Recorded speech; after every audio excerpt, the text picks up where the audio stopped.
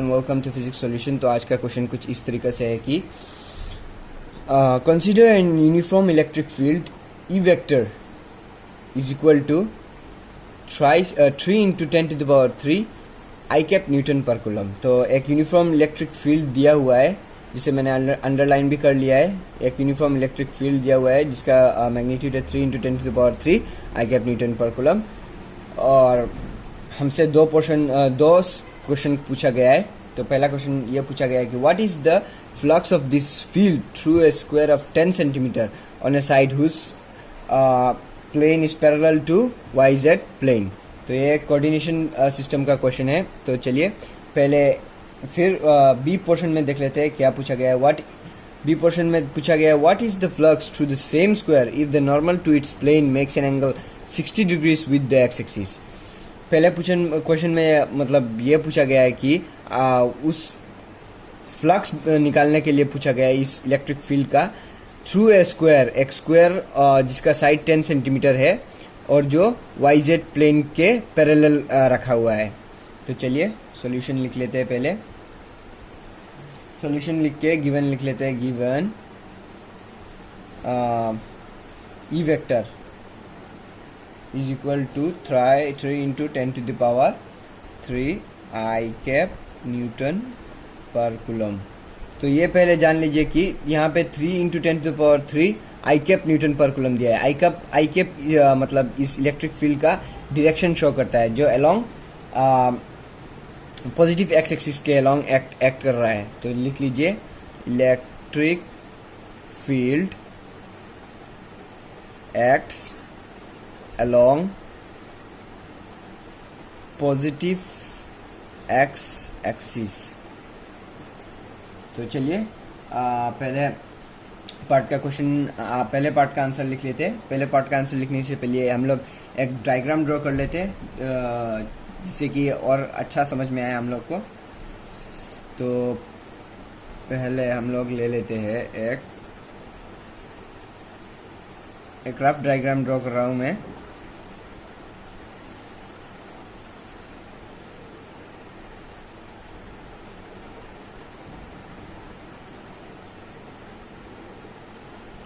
समझ लीजिए ये हमारा z मतलब -z एक्सिस, और ये positive z axis, negative z axis और पॉजिटिव z एक्सिस, ये हमारा नेगेटिव x एक्सिस, और ये हमारा थोड़ा और बढ़ा के ये हमारा पॉजिटिव x एक्सिस, और ये हमारा नेगेटिव y एक्सिस जो हम y डैश से डिनोट करेंगे, और ये हमारा पॉजिटिव y एक्सिस। तो चलिए पहले इलेक्ट्रिक फील्ड किस तरफ दिया हुआ है। यहाँ पे मैंने बोल दिया था ये पॉजिटिव एक्स एक्सिस की और एक्ट कर रहा है, मतलब पॉजिटिव एक्स एक्सिस मतलब इस साइड की ओर एक्ट कर रहा है। तो हम लोग ऐसे डिनोट कर लेंगे।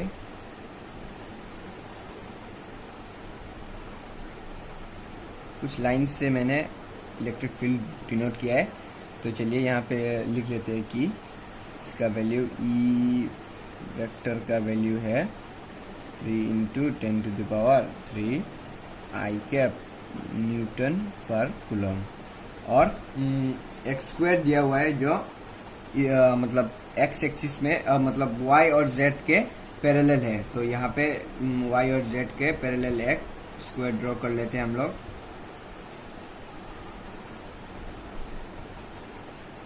मैं एक रफ डायग्राम ही ड्रॉ कर रहा हूँ। तो ये समझ लीजिए ये इसका सेंटर।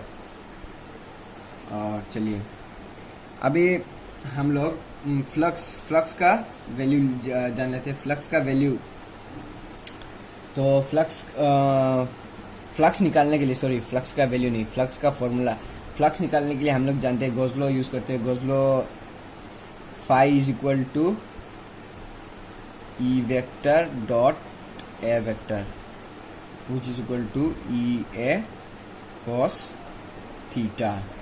तो where अंडरस्टैंडिंग के लिए मैं लिख लेता हूँ E is equal to magnitude of electric field,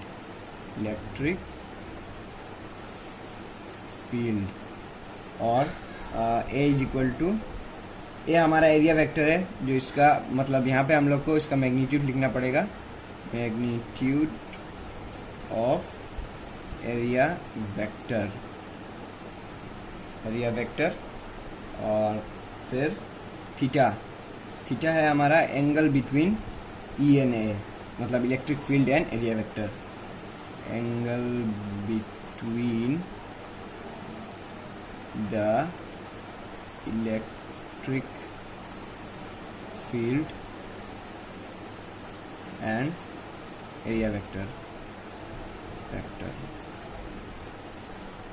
तो यह हम समझ लेते हैं कि पहले देख लीजिए कि स्क्वायर का मतलब नॉर्मल किस तरफ है।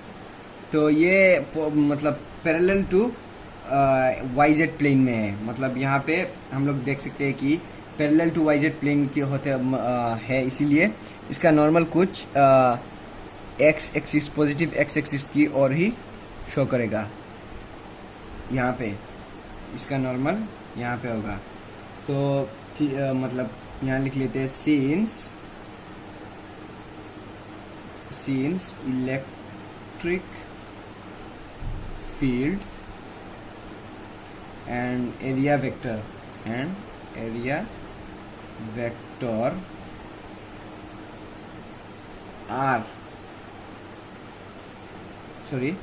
Area vector both acts, sorry यहाँ पे आर लिख दिया मैंने, नहीं मेरे लाइन में कुछ गड़बड़ है, तो देख लीजिए फिर से। Since electric field and area vector acts along x axis, मतलब both acts along x axis लिख लेते हैं, both acts along x axis, positive x axis, therefore theta is equal to 0 degrees. हम लोग देख सकते हैं कि यहाँ पे theta is equal to 0 degrees होगा। तो अगर स्क्रीनशॉट लेना चाहते हैं आप तो ले लीजिए। नेक्स्ट की ओर चलेंगे हम लोग, चलिए नेक्स्ट चलते हैं। तो हम लोग को पता चल गया अभी थीटा का वैल्यू जो 0 डिग्री से, और ई का वैल्यू तो हम लोग जानते हैं 3 × 10⁻³ i cap newton per coulomb है, जिसका मतलब मैग्नीट्यूड अगर निकाले हम लोग तो इसका मैग्नीट्यूड कुछ इस तरह से आएगा, E is equal to 3 × 10⁻³ newton per coulomb. मतलब डायरेक्शन नहीं हटा के सिर्फ मॉडुलस लगा दे तो उसका मैग्नीट्यूड इस तरह से आएगा, और ए का मैग्नीट्यूड कुछ इस तरह से आएगा, 10 सेंटीमीटर × 10 सेंटीमीटर, जिसका मतलब अगर सिंप्लीफाई करें तो 10 × 10⁻² मीटर स्क्वायर। और फिर तो हम लोग ने ई और ए थीटा का वैल्यू निकाल लिया है, तो डायरेक्टली फॉर्मूला अप्लाई कर लेते हैं। Phi is equal to E A cos theta, तो which is equal to E का वैल्यू है 3 × 10⁻³ और ए का वैल्यू है 10 × 2 और कॉस थीटा का वैल्यू कॉस 0 डिग्रीज। सो इसका आंसर कुछ इस तरह से आएगा कि कॉस 0 तो 1 है, और यहाँ पे सिंप्लीफाई करने से 30 न्यूटन मीटर स्क्वायर पर कूलम, तो कुछ इस तरह से आएगा। आप सिंप्लीफाई कर लीजिए। अब बी की ओर चलते हैं। बी में कुछ खास दिया हुआ नहीं है। बी में सिर्फ मतलब फिर आपके लिए क्वेश्चन पढ़ लेंगे हम लोग। बी में ये दिया हुआ है, what is the flux through the same square if the normal to its plane makes an angle 60 degrees angle with the makes a 60 degrees angle with the x axis। तो फिर से एक डायग्राम ड्रॉ कर लेते हैं समझने के लिए। जस्ट एक रफ डायग्राम ड्रॉ कर रहे हैं हम लोग। ये z एक्सिस,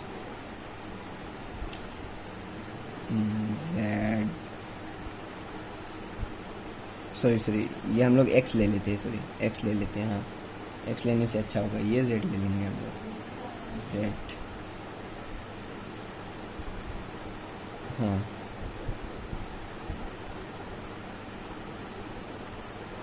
y और ये y डैश। चलिए अभी हम लोग फिर से इलेक्ट्रिक फील्ड शो कर लेते हैं कुछ इस तरह से। मतलब यहाँ पे सब सेम है, कंडीशन सब सेम है, सिर्फ ये स्क्वायर का, यहाँ पे जो स्क्वायर दिया हुआ था उसका पहले नॉर्मल एक्स की ओर जा रहा था, जिसका जो 0 डिग्री बना रहा था। अभी उसको हम लोग उसका नॉर्मल ये बोला गया है कि क्वेश्चन में कि उसका नॉर्मल 60 डिग्री एंगल बना रहा है, 60 डिग्री, जो एरिया वेक्टर का भी नॉर्मल होगा, 60 डिग्री एंगल बना रहा है। तो स्क्वायर का नॉर्मल मतलब 60 डिग्री एंगल जो एरिया वेक्टर का भी नॉर्मल होगा। अभी इसको डायरेक्टली अप्लाई कर लेते हैं। डायरेक्टली अप्लाई करने के मतलब अभी theta is equal to 60 degree हो जाएगा, और बाकी सब मतलब क्वांटिटीज मतलब यूनिट सब सेम रहेगा। तो चलिए डायरेक्टली फॉर्मूला अप्लाई कर लेते हैं। E A cos theta which is equal to, E हम लोग जानते हैं 3 into 10 to the power 3 into area vector 10 into the power -2 और कॉस 60 डिग्रीज। तो इसका वैल्यू आएगा कुछ इस तरह से 30, और पहले के आंसर में देख सकते हैं कि cos 0 डिग्री से तो 1 हो जाएगा cos 0 डिग्री। ट्रिगोनोमेट्रिक वैल्यूज की मतलब अगर देखेंगे आप तो समझ जाएंगे कि cos 0 का वैल्यू 1 है, और इसका इन सब का वैल्यू 30 आएगा। तो इन सब का वैल्यू यहाँ पे भी 30 आ जाएगा, और cos 60 का वैल्यू है 1/2। तो cos 60 का वैल्यू 1/2 आ जाएगा अकॉर्डिंग टू ट्रिगोनोमेट्रिक रेशियोज। तो चलिए इसका वैल्यू अगर फिर ये 2 30 को काटेगा तो 15 आ जाएगा, तो 15 न्यूटन मीटर स्क्वायर पर कूलम। तो ये हमारा रिक्वायर्ड आंसर है।